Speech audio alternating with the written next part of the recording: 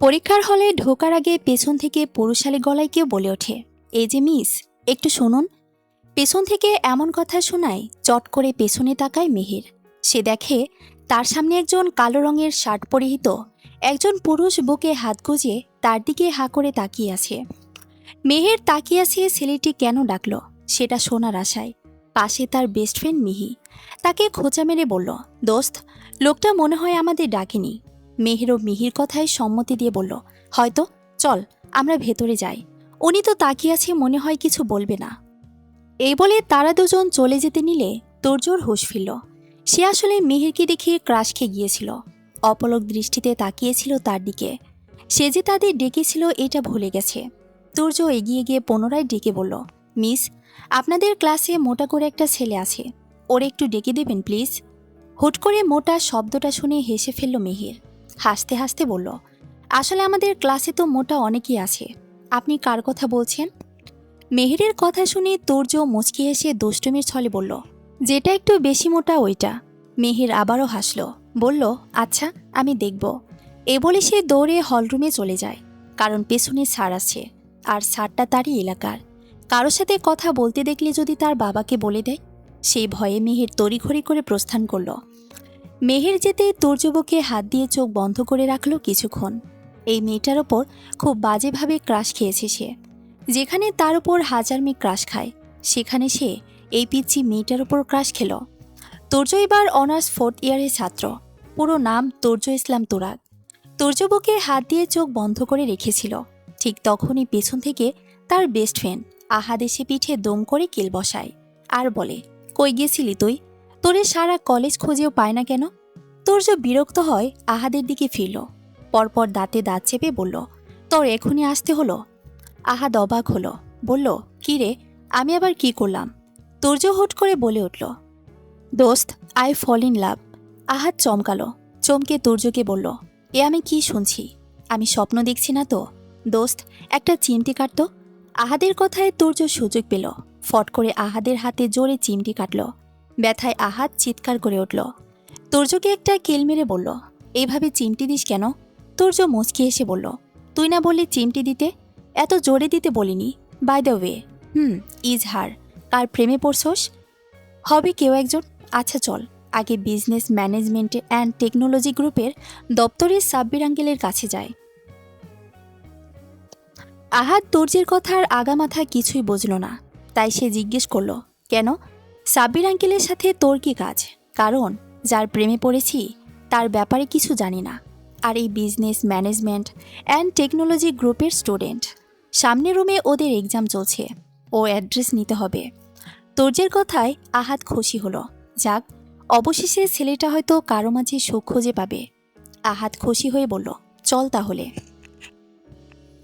অতপর তুর্য ও আহাদ সাব্বির আঙ্কেলের কাছে গেল। গিয়ে ওনাকে ভুলিয়ে ভালিয়ে বিজনেস ম্যানেজমেন্ট অ্যান্ড টেকনোলজি গ্রুপের স্টুডেন্টের সব ডকুমেন্ট হাতে নিল। একটা একটা করে দেখতে লাগলো। এক পর্যায়ে সে মেহেরের ছবি দেখল। সে ফাইলটা বের করে তার সব ডিটেলস জেনে নিল।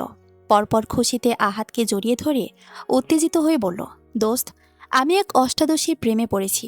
দেখ, এখানে ওর পুরো নাম লেখা, ইরাম হাসান মেহের। নামটা সুন্দর না? আহাদ হেসে বলল, অবশ্যই সুন্দর, কিন্তু এখন তুই কি করবি সেটা আগামীকাল দেখবি।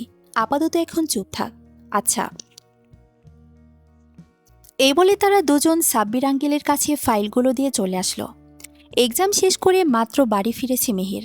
বাসায় এসে বোরখা খুলে সে সোজা ওয়াশরুমে গিয়ে গোসল করে বের হলো। বের হতেই দেখল মনিরা সুলতানা তার জন্য খাবার নিয়ে বিছানায় বসে আছে। মেহের মায়ের কাণ্ড দেখে হাসল। এটা নতুন কিছু নয়। যখন তার এক্সাম চলে তখনই তার মা তাকে নিজের হাতে খাইয়ে দেয়। মেহের এগিয়ে সে মায়ের সামনে বসল। মেহের বসতেই মনিরা সুলতানা মেয়েকে ভাত খাইয়ে দিতে দিতে বলল, তোমার বাবা সব সময় বিদেশ থেকে ফোন দিয়ে বলে আমার মেয়ের এক্সাম চলছে, ওকে দেখে রাখিও। মেহের হেসে বলল, মা, তোমার জামাই ইয়ামিনকে বলবা আমার জন্য চিন্তা না করতে। আমি খুবই ভালো আছি। আচ্ছা, চুপচাপ খেয়ে তারপর একটু রেস্ট নিয়ে পড়তে বস। আচ্ছা মা। অতপর মনিরা সুলতানা মেয়েকে খাইয়ে দিয়ে রুমে চলে গেলেন। তার একটা মাত্র মেয়ে মেহের, সারা কোনো সন্তান নেই তার। তাই একমাত্র মেয়ের প্রতি ভালোবাসা অনেক বেশি তার। সন্ধ্যায় মেহের নিজের মতো করে কিছু পরে খেয়ে দিয়ে ঘুমিয়ে গেল। এদিকে রাত প্রায় 2:30 বাজে। এখনও তুর্যের চোখে ঘুম ধরা দিচ্ছে না। চোখ বন্ধ করতেই তার চোখে মেহেরের মুখ ভেসে উঠছে। ইস, কি সুন্দর মারাত্মক হাসি মেয়েটার, আর সেই হাসাতে হাজারো ছেলে ঘায়েল। তুর্য ভাবল, আচ্ছা, মেয়েটার কোনো বয়ফ্রেন্ড নেই তো? তাহলে তো তুর্য শেষ হয়ে যাবে। আর মনে মনে কল্পনা করে নিল আগামীকাল কি করবে। পরের দিন মেহের ও মিহি কলেজে আসতেই পেছন থেকে তুর্য বলে, এক্সকিউজ মি মিস। এভাবে কেউ বলাতে বরাবরের মতোই পেছনে ফিরে তাকালো মেহের। পিছু ফিরে দেখল গতকালের সেই ছেলেটা বাইকে বসে আছে। তাকে দেখে সৌজন্যতার খাতিরে একটা মুচকি হাসি দিল। আর সেই হাসিতে তুর্য পুনরায় ফিদা। তারপরও নিজেকে সামলে হাতের ইশারায় ডাকল মেহেরকে। মেহের অবাক হলো তুর্যের এমন আচরণে। এই লোকটি তাকে ডাকে কেন? আজ আবার কি বলবে? মেহের আশেপাশে তাকালো। একটু দূরেই তার মামাতো ভাই দাঁড়িয়ে আছে।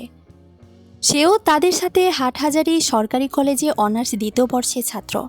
মামাতো ভাইকে দেখে মেহের ঢোক গেল।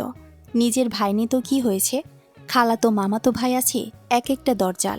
সবকিছুর জবাবদিহিতা করতে হতো তাদের কাছে। এদিকে তুর্য তার দিকে তাকিয়ে আছে, অন্যদিকে মামাতো ভাইও আছে তাদের অপর পাশে। মেহের বুকে সাহস নিয়ে এগিয়ে গেল তুর্যের দিকে। তুর্যের সামনে গিয়ে দাঁড়ালো সে। পাশে তার বেস্ট ফ্রেন্ড মিহিও আছে।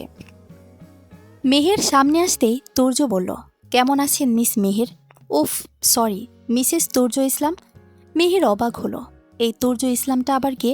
আর তার নামের আগে মিসেস আসলো কেমনে? সে তো অবিবাহিত। পরে ভাবল তুর্য হয়তো ভুল কাউকে ভেবে তাকে ডেকেছে। মেহের মুচকি এসে তুর্যকে বলল, দেখুন মিস্টার, আপনার কোথাও ভুল হচ্ছে।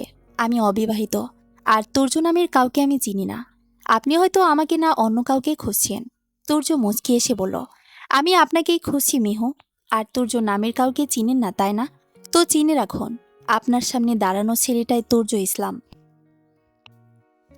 মেহের অবাক হয়ে বলল, তো আমাকে কেন মিসেস তুর্য ইসলাম ডাকছেন?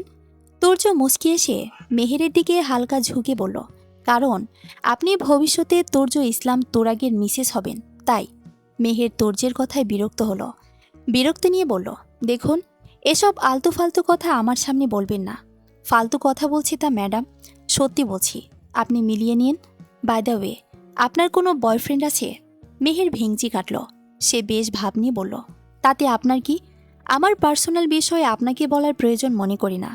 তুর্য মেহেরের ভাব দেখে হাসল, বলল, সমস্যা নেই, বলবেন না তো, আমি ঠিক খুঁজে নিয়ে ফেলব। আর বয়ফ্রেন্ড থাকলেও ব্রেকআপ করে নেন। মেহের উত্তর দিল না, ভেঙচি কেটে চলে গেল এক্সাম হলে এক্সাম দিতে। টানা 3 ঘন্টা পর মেহের ও মিহি এক্সাম দিয়ে বের হলো। তারা এক্সাম দিয়ে বের হতে দেখল মেহেরের মামাতো ভাই রাফি দাঁড়িয়ে আছে সামনে। মেহের ভাইকে দেখে ভয়ে ঢোক গিল, কারণ সে জানে এখন তাকে অনেক প্রশ্নের উত্তর দিতে হবে।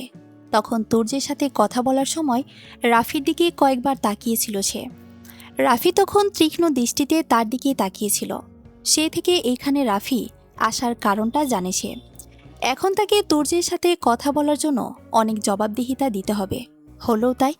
রাফি মেহেরের দিকে তাকিয়ে বলল, তুর্য ভাইয়ের সাথে তোর সম্পর্ক কি? তুমি ওনাকে চিনো? তোর সাথে সম্পর্ক কি বল? আসলে আমি তাকে চিনি না। তাহলে তখন কি কথা বলছিস এত? মেহের ঢোক গেল। এখন রাফিকে সব সত্য কথা বলতে হবে, না হয় পরে যদি জানতে পারে তখন তার অবস্থা 12টা বাজাবে। অতপর মেহের আর সময় ব্যয় না করে সব বলে দিল। পরপর এটা বলল, ভাইয়া, আমি চাই না তুমি ওনার সাথে ঝামেলা করো। কোনো সমস্যা হলে আমি বলবো। সত্যি বলবি তো? আচ্ছা চল, তোদের বাসায় পৌঁছে দেই। এই বলে রাফি মেহের ও মিহিকে বাসায় পৌঁছে দিল। এরপর সে মেহেরদের বাসায় কিছুক্ষণ থেকে চলে গেল। রাতে মেহের পড়াশোনা করে কেবল ঘুমাতে যাচ্ছিল। ঠিক সেই সময় তার মুঠোফোনটায় বেজে উঠল। সে ফোন হাতে নিয়ে দেখল অপরিচিত নাম্বার। মেহের প্রথম কয়েকবার ফোন রিসিভ করল না, চতুর্থবারে ফোন রিসিভ করল। সে ফোন রিসিভ করে কানে নিতেই অপর পাশ থেকে একটা পুরুষ অস্থির গলায় বলল, কিরে মেহু, ফোন রিসিভ করতে এতক্ষণ লাগে? মেহের অপরিচিত লোকটাকে চিনতে পারল না। সে বলল, আপনি কে? আমি আপনাকে ঠিক চিনতে পারছি না। অপর পাশ থেকে লোকটা বলল, এই তো আমি, আপনার ফিউচার হাজবেন্ড। মেহের ভাবল লোকটা হয়তো রং নাম্বারে কল করেছে, তাই সে বলল, সরি, আপনার রং নাম্বারে কল করেছেন।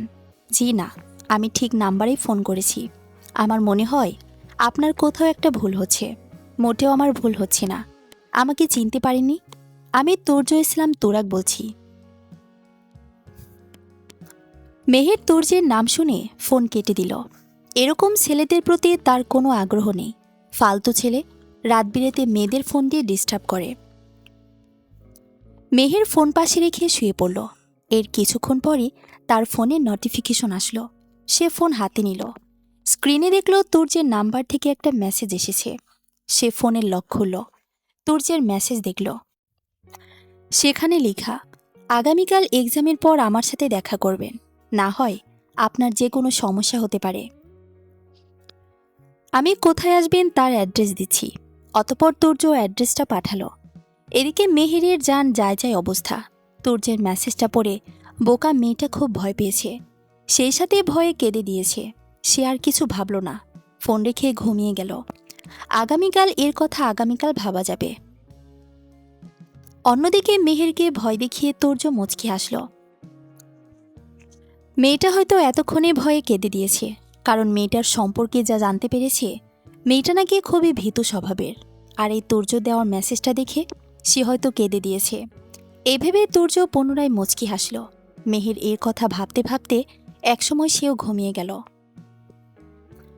সকালে এক একে রাফি ও রাফির চাচাতো ভাই রাফসান, অর্থাৎ মেহেরের মামাতো ভাই এসে উপস্থিত হয়েছে মেহেরদের বাসায়। কারণ মেহের তাদের ডেকেছে, কিছু কথা আছে নাকি তার। সাথে মেহেরের বেস্ট ফ্রেন্ডও মিহিও আছে। মেহের সবাইকে নিয়ে নিজের রুমে গেল এবং তার মামাতো ভাইদের বলল, ভাইয়া, আমার নিজের কোনো বড় ভাই নেই। সব সময় সব কিছু থেকে তোমরা আমাকে প্রোটেক্ট করো, কিন্তু আমি এখন একটা কথা বলবো, ঠান্ডা মাথায় শুনবো কিছু? রাফি ও রাফসান বোনের কথা মনোযোগ দিয়ে শুনল। বলল, আচ্ছা, কি হয়েছে বল। অতপর মেহের গতকাল রাতের বলা সব কিছুই খুলে বলল। মেহেরের কথা শুনে দুই ভাইয়ের চল শক্ত হয়ে গেল। রাফসান বলল, কি এত বড় সাহস, আমার বোনকে হুমকি দেয়? রাফি শান্ত থাকল। সে বলল, ভাইয়া, এমন উত্তেজিত হইও না। তুর্য ভালো ছেলে, আমি চিনি ওনাকে। তবে এখন কি করা উচিত আমাদের? রাফি কিছু একটা ভেবে বলল, মেহের যাবে তুর্য ভাইয়ের সাথে দেখা করতে, সাথে আমরাও যাব। দেখতে হবে উনি কি বলতে চায়। অতপর রাফির সিদ্ধান্তে সম্মতি দিল, কিন্তু মেহের ভয় করছে, যদি উল্টাপাল্টা কিছু হয় তো। না না, আর ভাবতে পারল না সে। মেহের চুপচাপ মামাতো ভাইদের কথা শ্রবণ করতে লাগলো। বিকেল 5টায় মেহেরের পরীক্ষা শেষ হয়। তুর্যের দেওয়া ঠিকানায় পৌঁছায়। তবে সে একা নয়, সাথে মিহি, রাফি ও রাফসানও ছিল। তুর্য বুদ্ধি করে নতুন করে তৈরি করেছে এমন একটা দালানে ডাকল। বর্তমানে কোনো কাজ চলছে না ওইটাতে, তবে কিছু কিছু রুম কমপ্লিট হয়েছে। দালানের সামনে মেহেরদের দাঁড়াতে দেখে মুচকে আসলো তুর্য। ফোন দিয়ে মেহেরকে বলল, 4তলায় বাম সাইডের রুমে আসতে। মেহেরও 4তলার বাম সাইডের রুমটায় গেল। তার পিছু পিছু সবাই ঢুকল। তুর্য সোফায় সবাইকে বসতে বলল এবং সে নিজেই একটা চেয়ারে পায়ের উপর পা তুলে বসল। এটা দেখে রাফসানের চল শক্ত হয়ে গেল। সে দাঁতে দাঁত চেপে বলল, আমার বোনকে এখানে আসতে বলার কারণ কি? তুর্য মুচকি এসে বলল, আমি আপনার বোনকে আসতে বলেছি, আপনাদের না। এটা একটু বেশি হয়ে গেল না? রাফসান রেগে গিয়ে বলল, আমার বোনকে কেন আসতে বলেছিস বল? তুর্য রাফসানের কথা পাত্তা দিল না। সে সোজা গিয়ে মেহেরের সামনে বসল, এমন ভাব করল যাতে এইখানে মেহের আর সে ছাড়ার কেউই নেই।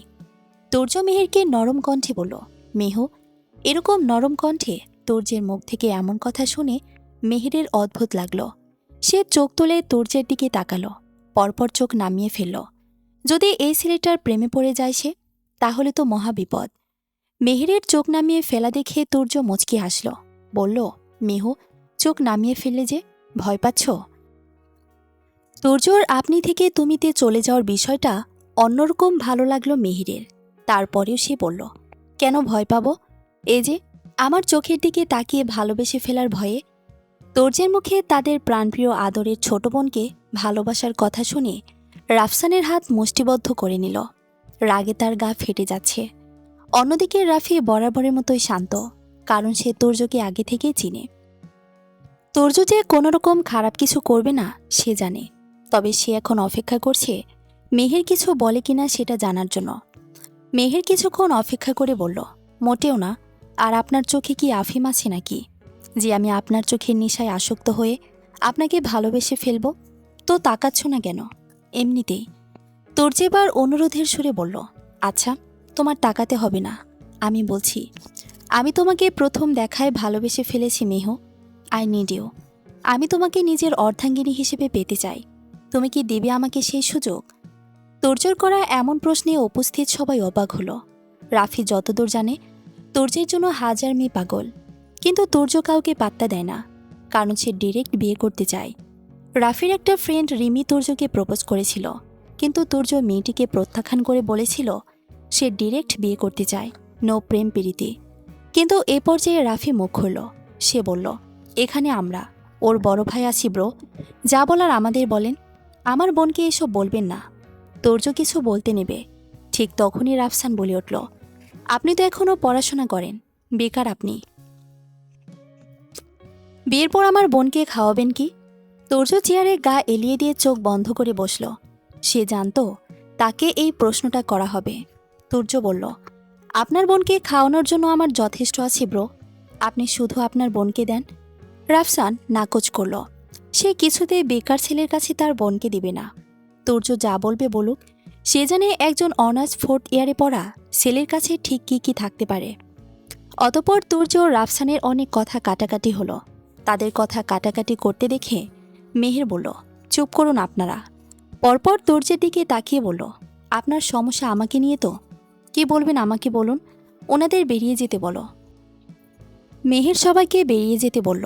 সবাই বেরিয়েও গেল। সবাই বেরিয়ে যেতে মেহের বলল, কি সমস্যা বলুন।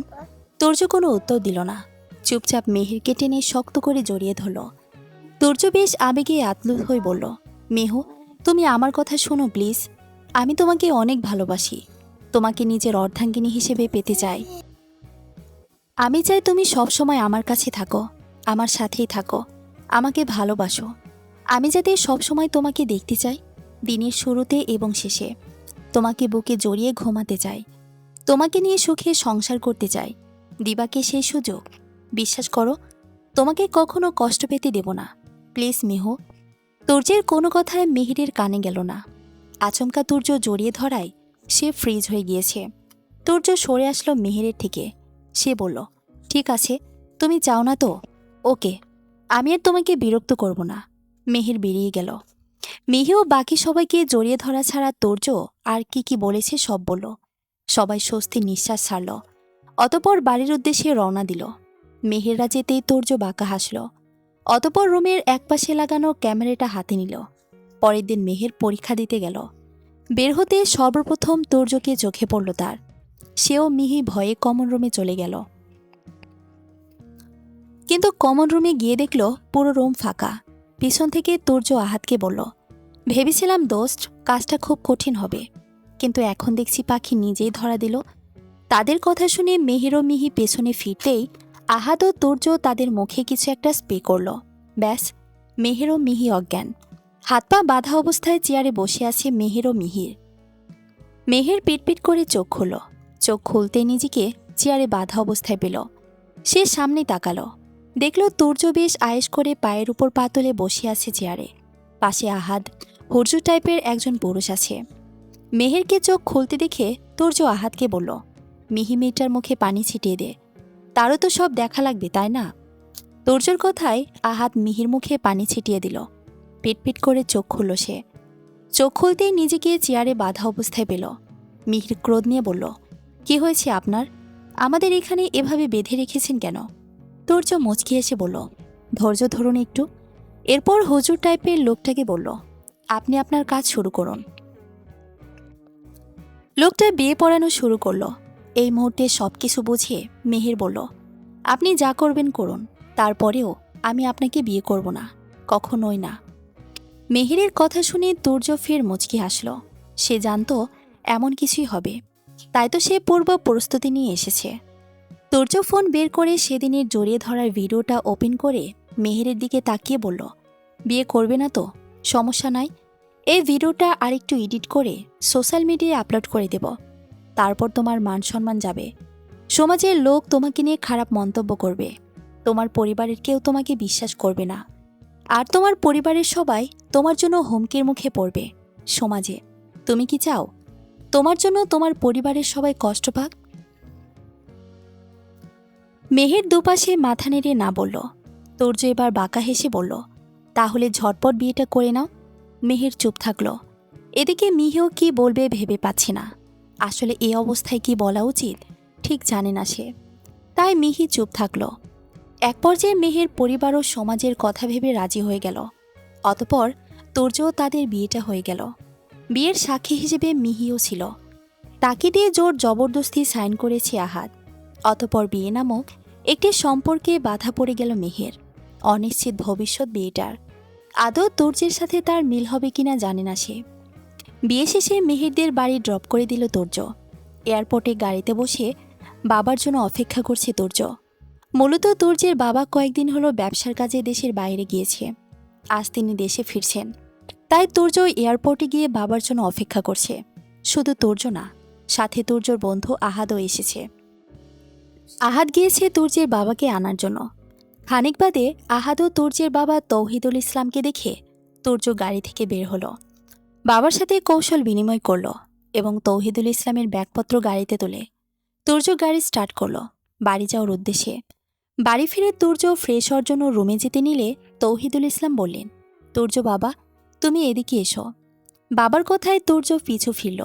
তৌহিদুল ইসলাম তখন সোফায় বসে আছেন। পাশে আহাদও আছে। তোর্য বলল, জি বাবা, বলুন কি বলবেন। তৌহিদুল ইসলাম ছেলেকে নানাভাবে একবার দেখে নিলেন। পরপর গম্ভীর কণ্ঠে বললেন, আমি শুনেছি তুমি নাকি বিয়ে করেছ, কথাটা কি সত্যি? তোর্য বেশ স্বাভাবিকভাবে বলল, জি করেছি। তৌহিদুল ইসলাম রাগে গলায় বললেন, কি তোমার লজ্জা করছে না এরকম বলতে? তোর্য বাবার দিকে তাকালো।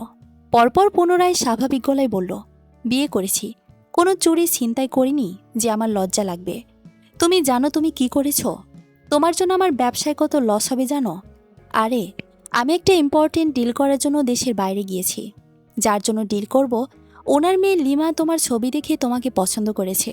আমি ওনাদের বলেছি যে লিমার সাথে তোমার বিয়ে দেব। কিন্তু এখন এইটা শুনলে তারা তো ডিল ক্যান্সেল করে দিবে, কারণ এখনও যথাযথ সময় আছে। তোর্য চুপচাপ বাবার কথা শুনল। পরপর উপহাসের সুরে বলল, আপনার জীবনের সবচেয়ে ইম্পর্টেন্ট হচ্ছে আপনার বিজনেস। আপনার জন্যই আমার মা আর নেই। এখন আমার জীবনও নষ্ট করতে চাচ্ছেন। তাই বলে রাখি, আমি মেহুকে ভালোবাসি, ওকে বিয়ে করেছি। এখন আপনার দায়িত্ব কিভাবে সসম্মানে বাড়ির বউকে ঘরে তুলে আনবেন সেটা ভাবা। যদি রাজি না হন তবে মনে রাখবেন চিরদিনের জন্য ছেলেকে হারাবেন। আর কিভাবে কি করতে হবে সব আহাদ আপনাকে বলবে। এ বলে তোর্য নিজ রুমে চলে গেল। কলেজে যাচ্ছে আজ মিহির।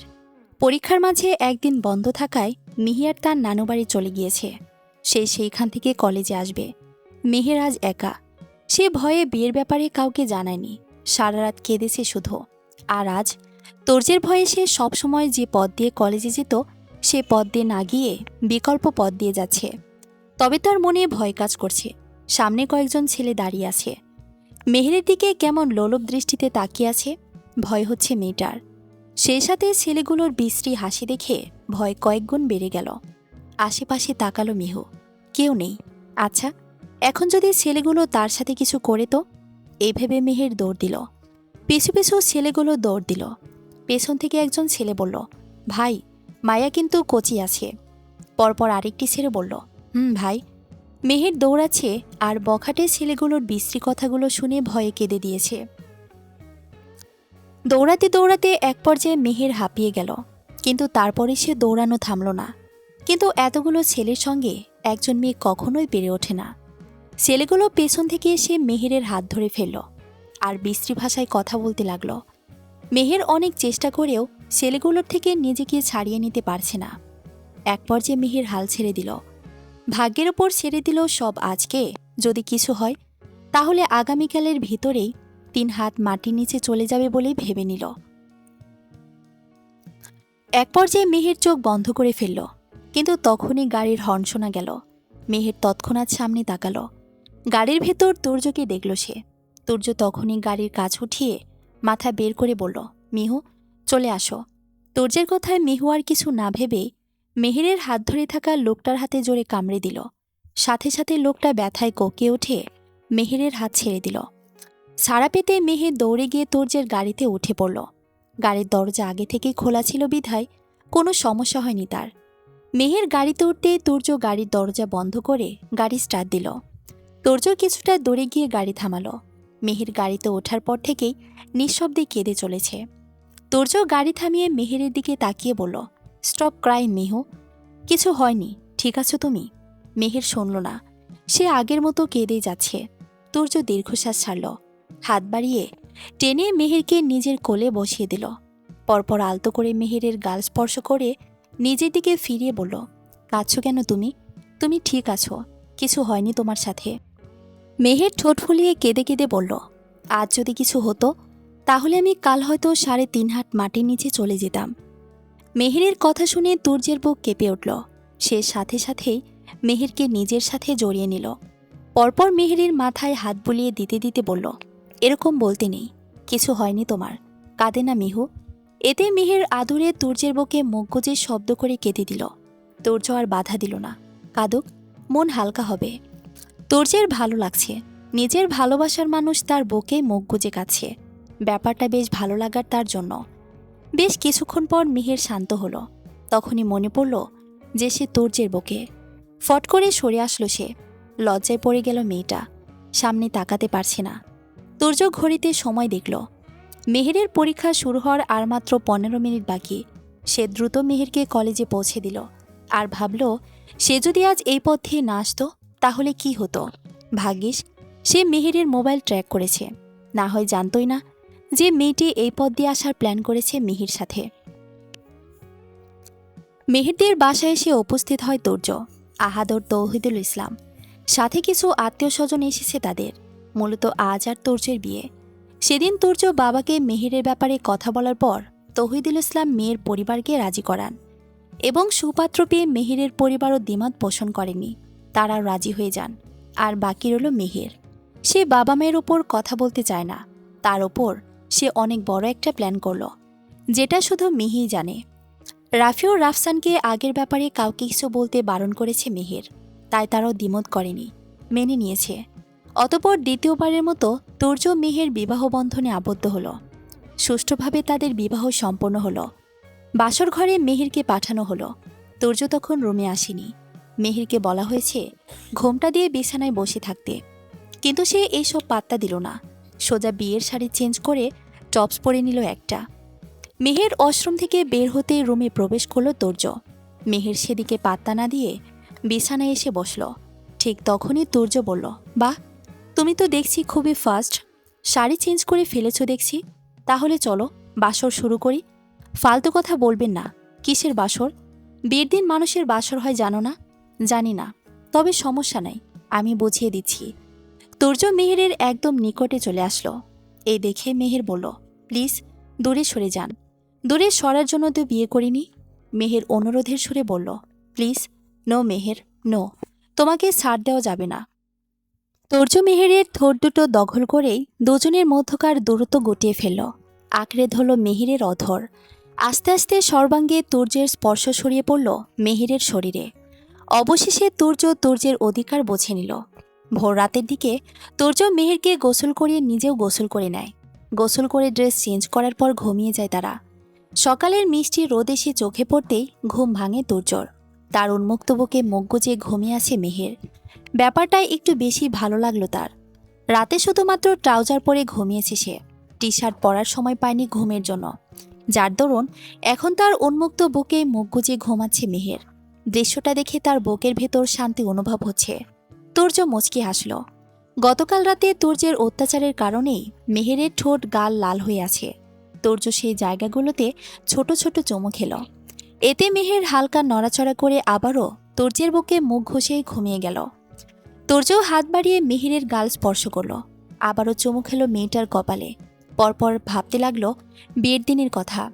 বিয়ের দিন মেহেরকে যখন রেডি করা হচ্ছিল তখন মিহি তুর্যকে ডাক দেয়, বলে যে তার সাথে কিছু কথা আছে।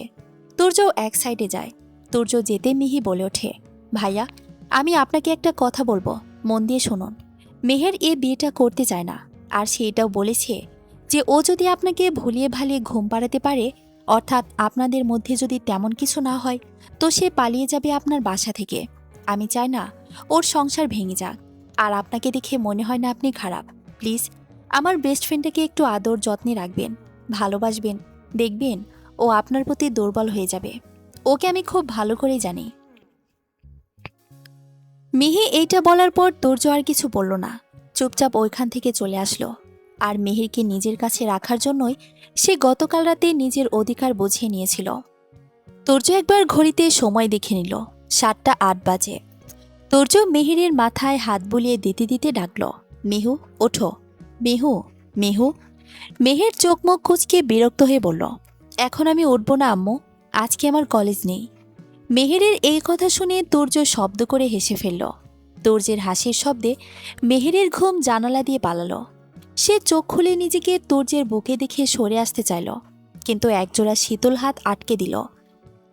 পরপর ওই হাতের অধিকারী বলল, কোথায় যাও আমার অষ্টাদশী বউ? মেহের বিরক্ত হলো। তুর্যকে ধাক্কা দিয়ে নিজের থেকে সরিয়ে দিয়ে রাগে গলায় বলল, দেখুন, আমাকে বিয়ে করে নিয়েছেন মানে মনে করবেন না আপনি আমার মাথায় কিনে নিয়েছেন। আর আমার কাছ থেকে দূরে থাকায় আপনার জন্য ভালো। কিন্তু আমি তো দূরে থাকার জন্য বিয়ে করিনি। জানি, নিজের চাহিদা মেটানোর জন্যই করেছেন, তাই তো? মেহেরের কথায় তুর্যের ভীষণ খারাপ লাগলো। সে কখনোই ভাবেনি মেহের এরকমটা বলবে। তুর্য আর উত্তর দিল না, আবারও সে বলল। মেহের ওয়াশরুম থেকে বেরিয়ে আসলো। তখনই তুর্য বলল, একটা শাড়ি পরুন, বাইরে গেস্ট আছে।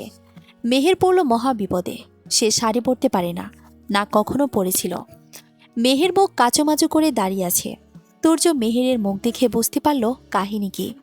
তুর্য বলল, কি শাড়ি পরতে পারেন না তাই না? আসুন আমি পরিয়ে দেই। মেহের তৎক্ষণাৎ থতমত খেয়ে বলল, না, দরকার নেই। কাউকে ডেকে দিন, আমার কোনো বোন নেই। বাইরে মামিরা আছে, তারা কখনোই শাড়ি পরাতে আসবে না, উল্টো আপনাকেই বকা দিবে। এখন লাস্ট অপশন আমি আছি। আর এমনিতে আমি দেখিনি এমন কিছু আর অবশিষ্ট নেই। অতপর তুর্য খুব সুন্দর করে মিহিরকে শাড়ি পরিয়ে দিল। দুপুরে খাবার খাওয়ার পরে মিহির হালকা পেটে ব্যথা করছে, তার উপর বমি বমি ভাব লাগছে। পাশে তুর্য বসে আছে, তবে জড়তায় কিছু বলতে পারছে না সে। এক পর্যায়ে মেহের দৌড়ে ওয়াশরুমে গিয়ে গলগল করে বমি করে দিল। মেহেরের দৌড়ে যাওয়া দেখে তুর্য পিছু পিছু গেল। মেহেরকে বমি করতে দেখে তুর্য পেছন থেকে আঁকড়ে ধরল তাকে। বমি করা শেষ হতেই তুর্য মেহেরকে পরিষ্কার করে দিয়ে কোলে তুলে রুমে নিয়ে আসলো মেহেরকে। বিছানায় এনে শুয়ে দিয়ে নিজেও আচ্ছা হয়ে শুয়ে বুকে টেনে নিল মেহেরকে। মেহের তখন হুঁশে ছিল না, কিনা সে নিজেও জানে না। শুধু তুর্যের বুকের কাছের শার্ট খামচে ধরে রেখেছিল। তুর্য মেহেরকে বলল, মেহু, তুমি একটু ওয়েট করো, আমি বাবাকে বলছি গাড়ি বের করতে, তোমাকে হসপিটালে নিয়ে যেতে হবে।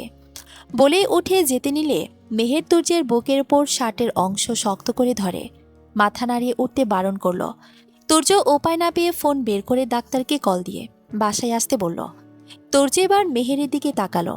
বমি করার ফলে মেহেরের শাড়ি কিছুটা নষ্ট হয়ে গিয়েছে, খারাপ দেখা যাচ্ছে এইটা।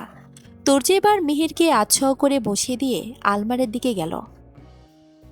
আলমারি থেকে এক সেট 3 পিস নিয়ে মেহেরের সামনে এসে বলল, চেঞ্জ করতে পারবা মেহু? মেহের এতই দুর্বল হয়ে গিয়েছিল যে সে কথা বলতে পারছে না। তুর্য মেহেরের অবস্থা বুঝল। সে এগিয়ে গিয়ে দরজা বন্ধ করে দিল। তারপর মেহেরের সামনে এসে বসে বলল, তোমার ড্রেস চেঞ্জ করা প্রয়োজন।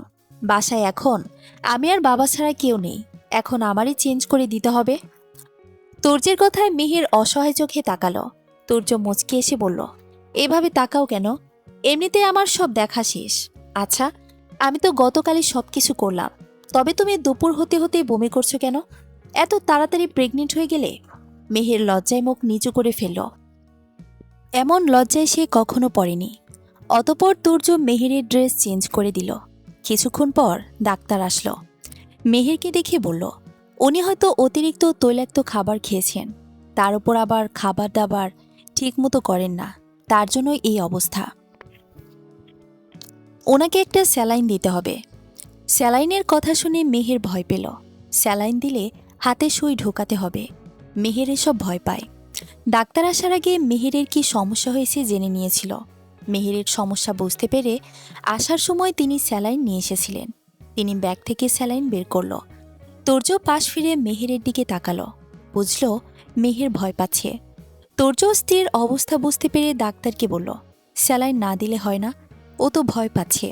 ডাক্তার মুচকি এসে বলল, স্যালাইন দেওয়া উচিত, আর তাছাড়া বাচ্চার মা হলে তখন অনেক সুই ঢোকাতে হবে। এমন মেহের মুখ কাচুমাচু করেছিল এতক্ষণ। ডাক্তারের কথা শুনে সে অনেক বেশি লজ্জা পেল। ডাক্তার মেহেরের হাতে স্যালাইনের সুই ঢুকিয়ে দেওয়ার সময় মেহের তুর্যের হাত শক্ত করে ধরে চেপেছিল। অতপর স্যালাইন দেওয়া শেষ হলে তৌহিদুল ইসলাম মেহেরের জন্য 1 প্লেট ফ্রুটস এনে দিয়ে বলল, ডাক্তার বলেছে তুমি নাকি খাওয়া দাওয়া ভালো মতো করো না, নাও এগুলো খেয়ে নাও। মেহের খুশি হলো, যাক অবশেষে আরেকটি বাবা পেল সে। কিন্তু এতগুলো ফ্রুটস সে খেতে পারবে না। সে জানে আশেপাশে তুর্য নেই, যে কোথায় একটা গেছে, কিছু করার নেই। এখন সব ফ্রুটস কষ্ট করে খেল সে। আজ মেহেরের বিয়ে হয়েছে 3 দিন। মেহেরের কদিন খুব যত্নে ছিল। তুর্য সবসময় খেয়াল রেখেছে মেহেরের। প্রথমে তুর্যের করা আচরণ মেহেরের খারাপ লাগলেও বর্তমানে তুর্যের যত্ন আর ভালোবাসায় হয়তো সেটা ভুলে গেছে। এই তো একটু আগের কথা, তুর্য বাবার সাথে অফিসে যাচ্ছিল। যাওয়ার আগে মেহেরকে জড়িয়ে ধরল, কপালে গালে চুমু খেল অনেক। মেহেরও চুপচাপ দাঁড়িয়ে থাকল। মেহেরের বিয়ের 2 সপ্তাহ কেটে গেল। এই 2 সপ্তাহে তাদের সম্পর্ক অনেক ভালো হয়েছে। বলতে গেলে মেহের তুর্যের উপর দুর্বল হয়ে পড়েছে। এর মধ্যেই মেহেরের মা মেহেরকে দেখতে এসেছিল। সাথে মেয়েকেও নিজের বাড়িতে নিয়ে যেতে চেয়েছিল, তবে তুর্য যেতে দিল না। সে নাকি বউ ছাড়া থাকতে পারবে না, তাই মেহেরও আর যেতে পারেনি। রাতের খাওয়া শেষ করে রুমে আসলো মেহের। রুমে এসেই দেখল বিছানা এলোমেলো হয়ে আছে। আজ তুর্য বাসায় ছিল, আর এই গোছানো বিছানাকে অগোছলো করা তুর্যের কাজ। রাতের খাবার খাওয়ার আগে বিছানা গুছিয়েছিল সে। মেহের বিরক্ত হয়ে সামনে বসে থাকা তুর্যকে বলল, বিছানাটা এভাবে এলোমেলো করলেন কেন? আজ সারাদিনে 10 বার গুছিয়েছি আমি। তুর্য বেশ স্বাভাবিকভাবে বলল, তো তুমি বিছানা গোছাতে পারবে না, সেটা আমাকে বলতে, আমি গুছিয়ে দিতাম। দরকার নেই। বিছানার এমন হাল করেছেন, মনে হচ্ছে এখানে কেউ কাবাডি খেলেছে। মেহেরের কথায় তুর্য দুষ্ট হাসল। সে মেহেরের সামনে এসে মেহেরের ঠোঁটে স্লাইড করতে করতে বলল, ভালো কথা মনে করে দিয়েছ। কাবাডি খেলেছি যে দেরি হচ্ছে। মেহের তুর্যের কথা না বুঝে বলল, মানে আপনি কাবাডি খেলেন নাকি? খেলি তো, সাথে তুমিও। আমিও মানে? আমি কখন কাবাডি খেললাম? কাবাডি খেলে কিভাবে মানুষ? আমি তো না জেনেই বললাম। তুর্য এবার মেহেরের কোমর জড়িয়ে ধরে বলল, চলো শিখিয়ে দিই তোমাকে। বলেই মেহেরকে কোলে তুলে নিয়ে বিছানায় শুয়ে দিল। পরপর নিজের শরীরের ভার ছেড়ে দিল মেয়েটার ওপর। মাথা উঁচু করে গভীরভাবে চুমু খেল কপালে। পরপর দুগালে অনেকগুলো চুমু খেল। গাল ছেড়ে দুজনের অধৈর্য গোল এক করে দিল। ধীরে ধীরে স্পর্শ গভীর হতে লাগল। এক পর্যায়ে তারা দুজন হারিয়ে গেল ভালোবাসার অন্য রাজ্যে। কেটে গেল আরও কিছুদিন। এর মধ্যে মেহের একবার নিজের বাড়িতে গিয়েছিল 1 সপ্তাহ থাকার জন্য, কিন্তু পরের দিনই সে ফিরে এলো। তুর্যকে ছাড়া তার ভালো লাগে না এখন। এই তো রাত প্রায় 12:30। তুর্য বিকেলে বাবা অফিসে গিয়েছিল, কিন্তু বাবা সেই সন্ধ্যায় অফিস শেষ করে বাসায় এসেছিল। তবে তুর্য এখনও আসেনি। চিন্তা হচ্ছে মেহেরের। মনে হচ্ছে উল্টাপাল্টা চিন্তা ভাবনা আসছে। কোনো বিপদ হলো না তো? দেখতে দেখতে ঘড়ির কাঁটা 12 পেরিয়ে 1-এ পৌঁছালো। তুর্যের এত লেট হচ্ছে দেখে ভয় পেল মেহের। ধীরে ধীরে সময় বাড়তে লাগলো। তুর্য ফিরল না। এক পর্যায়ে মেহের কেঁদে ফেলল। কেঁদে দৌড়ে তৌহিদুল ইসলামকে তুর্যের কথা জানানোর জন্য দরজার কাছে আসতেই কিছু একটার সাথে ধাক্কা খেল। মেহের সামনে তাকিয়ে দেখল তুর্য। সাথে সাথে আরও জোরে কেঁদে দিল। তুর্য ভড়কে গেল। মেহেরকে রুমে নিয়ে আসলো। মেহেরের গালে হাত ডুবিয়ে দিয়ে বলল, কি হয়েছে মেহ, কাঁদছ কেন তুমি? মেহের উত্তর না দিয়ে ওভাবেই কাঁদতে লাগল। তুর্য এবার মেহেরকে জড়িয়ে ধরে মাথায় হাত বুলিয়ে দিতে দিতে বলল, কি হয়েছে অষ্টাদশী? মেহের তুর্যকে শক্ত করে জড়িয়ে ধরে নাক টেনে বলল, আপনার জন্য আমার ভয় করছিল। এত দেরি হলো কেন আসতে? তুর্য মুচকি এসে মেহেরের চুলের ভাঁজে চুমু খেয়ে বলল, এখন কাঁদছ কেন? আমি থাকলে না সারাদিন বিছানা এলোমেলো করি? মেহের তুর্যের বুকে মাথা রেখে বলল, বিছানা এলোমেলো করলে করবেন, তারপরেও ঠিক টাইমে বাসায় ফিরবেন। আচ্ছা, খেয়েছ? বাবার সাথে খেয়েছি। বলতে গেলে বাবা জোর করে খাইয়েছে। না হয় আমি কি আপনাকে ছাড়া খাই নাকি? আমি খেয়ে এসেছি। আচ্ছা। অতপর তুর্য মেহেরকে ছেড়ে দিল। দুজন ফ্রেশ হয়ে বিছানায় শুয়ে পড়ল। তুর্য মেহেরকে জড়িয়ে ধরে চোখ বন্ধ করে শুয়ে আছে। মেহের মাথা উঁচু করে তুর্যের দিকে তাকিয়ে আছে। ড্রিম লাইটের আলোয় তুর্যের মুখটা খুব সুন্দর লাগছে। মেহের হাত বাড়িয়ে তুর্যের গাল স্পর্শ করল। সাথে সাথেই তুর্য চোখ খুলে তাকালো। বলল, কিরে, তুমি ঘুমাওনি? মেহের উত্তর দিল না। তুর্যের শরীরের উপর শুয়ে পড়ল। মাথা উঁচু করে তুর্য অধরের সাথে অধর মিলিয়ে দিল। ভালোবাসায় হারিয়ে গেল দুজন। ভোররাতের দিকে দুজন ফ্রেশ হয়ে এসে বিছানায় বসল। মেহের বলল, আপনাকে একটা জিনিস দেখাবো, কি ভালোভাবে প্রস্তুত হন। বলেই মেহের উঠে ড্রয়ার থেকে কিছু একটা বের করে তুর্যের হাতে দিল। একটা সোনোগ্রাফি রিপোর্ট, যেখানে মেহের তুর্যের নাম লেখা। তুর্য রিপোর্টটা ভালোভাবে দেখে একটা ঢোক গেল। সে অবিশ্বাস্য গলায় বলল, এইটা তোমার? মেহেরের চোখে পানি তখন টলমল করছে। সে তুর্যের পাশে বসল। তুর্যর হাত নিজের পেটের কাছে নিয়ে গিয়ে বলল, এইটা আমার, আর এইখানে আপনার অংশ। তুর্য কিছুক্ষণ মেহেরের পেটের দিকে তাকিয়ে থাকল। তার বিশ্বাসই হচ্ছে না যে এখানে একটা ছোট্ট প্রাণ আছে। তুর্য বলল, তুমি হসপিটালে কখন গিয়েছ? আর তুমি শিওর তো? আমাদের বাসায় গিয়েছিলাম না পরশু, তখন আম্মু জিজ্ঞেস করেছিল আমার পিরিয়ড হয়েছে কিনা। তখন আমার মনে পড়ল আসলে আমার পিরিয়ড হয়নি, তো আম্মুকে বললাম, আম্মু নিয়ে গেল। তো তুমি এখন আমাকে বলছো এতক্ষণ পর? বলতে চেয়েছিলাম, আপনি দেরি করে ফিরলেন। তুর্য মেহেরের মুখ দুহাতের আঁচলে নিয়ে অসহায় কণ্ঠে বলল, মেহু, তুমি পারবে তো বেবিটাকে পৃথিবীতে আনতে? মেহের তুর্যের অবস্থা বুঝল। আসলে তুর্য ভয় পাচ্ছে। মেহের মুচকি হাসল। তুর্যের কপালে চুমু খেয়ে বলল, চিন্তা করবেন না, আমি পারব, ইনশাল্লাহ। তুর্য কিছু বলল না, মেহেরকে জড়িয়ে ধরল। বেশ কিছুক্ষণ পর বলল, মেহু জানো, আমি তোমার সাথে বিয়ের দিন তোমার বিরুদ্ধে কেন গিয়েছি? মেহের মুচকি এসে বলল, আমাকে নিজের সাথে বেঁধে রাখার জন্য, তাই তো? তুর্য অবাক হয়ে বলল, হ্যাঁ, কিন্তু তুমি কিভাবে জানলে? আমাদের বাসায় যখন গিয়েছিলাম তখন মিহি এসেছিল আমাদের বাসায়, ও বলেছিল সব। ও আচ্ছা, জানোই তাহলে সব। একটা কথা জিজ্ঞেস করি? করো। আপনি আব্বুকে দেখলাম সেদিন কেন বলেছিলেন আপনার আম্মুর মৃত্যুর জন্য দায়ী আপনার আব্বু? এটা কেন বললেন? আব্বু বিজনেসের কাজে দেশের বাইরে যায়, তখন আম্মু অসুস্থ হয়ে পড়েন। আমিও তখন ছোট ছিলাম, অত বেশি বড় হয়নি আমি। আম্মুর অবস্থা দেখে আব্বুকে বলেছিলাম দেশে আসতে, তবে আব্বু নিজের কাজ শেষ করে দেশে আসলো। আম্মু যখন অসুস্থ ছিল তখন আব্বুকে দেখার জন্য অপেক্ষা করত, না খেয়ে বসে থাকত, আব্বুর জন্য চিন্তা করত সারাদিন। আর যেদিন আব্বু দেশে ফিরল সেদিনই আব্বুকে দেখার পরপরই আম্মু আমাদের ছেড়ে চলে যায়। তাই আমি সব সময় আব্বুকে দোষারোপ করি। ও আচ্ছা, থাক, কষ্ট পাবেন না, আল্লাহ যা করেন ভালোর জন্যই করেন। তবে এখন আমার কোনো আফসোস নেই, আমি জিতেছি। প্রথমে এক অষ্টাদশীর প্রেমে পড়েছি এবং তাকেই বিয়ে করেছি। ইনশাল্লাহ সামনে বাবা ডাক শুনব। আমার জীবনে আসার জন্য অনেক অনেক ধন্যবাদ অষ্টাদশী। মেহের মুচকি এসে বলল, সামনে ১৯ বছরে পা দেব, তখন কি ডাকবেন? তুমি বুড়ি হয়ে গেলেও তুমি আমার কাছে সেই অষ্টাদশী থাকবা। ভালোবাসি অষ্টাদশী। মেহের তুর্যকে শক্ত করে জড়িয়ে ধরে বলল, আমিও ভালোবাসি আমার অনাগত সন্তানের বাবাকে। বলে তুর্যের গালে ও কপালে চুমু খেল। সমাপ্ত।